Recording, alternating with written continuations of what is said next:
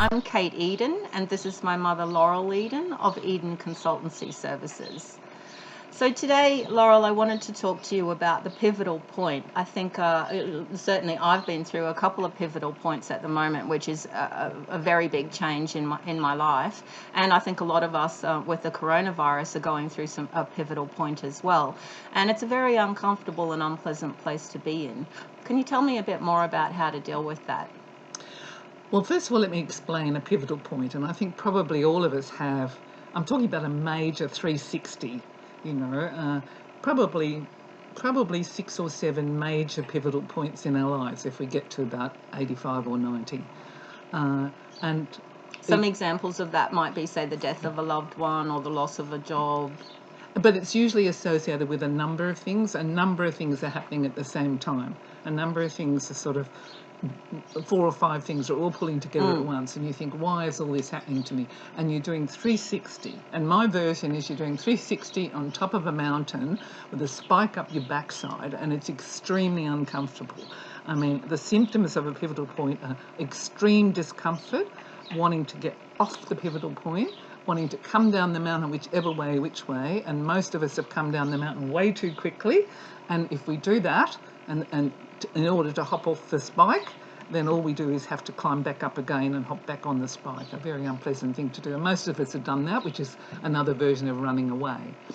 The thing is that if you keep on doing your rotation and sort of manage the pain, and that's another interesting thought, how you do that, then you get to look at all of the horizon. So when you're saying if you keep on doing the rotation, by that you're just saying, what's happening around me? Is it like a reality check? Yeah, what can I see from the mountain? I can see trees there, I can see a swamp there, I can see a river there, I can see a passage there, but it's not very clear. What can I see from the mountain? And when you do that, the interesting thing is that then you make a choice of how you're going to come down the mountain, and it's quite a conscious choice. For some reason, there's a whole lot of energy that comes with that. It's almost like and I don't really know why that's the case, but I've noticed that so often with clients. There's a whole lot of energy, a whole lot of things start to make sense when you do that.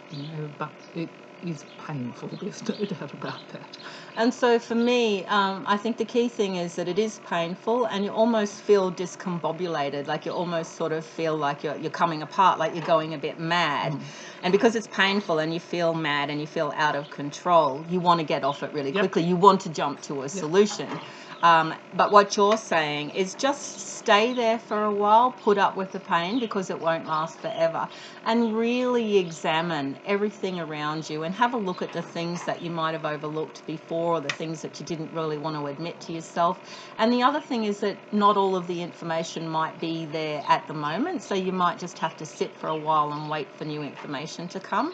But what you're saying is that then you can actually integrate things and really work out which way you should go, plot a new path forward, and that somehow by waiting through that process and doing that, there's the energy available then for you to make the decisions and do what you need to do. Yes, and I think the other thing that you can do is actually, for most of us who are older, once you're, in your 40s or thereabouts, you've got a few pivotal points behind you.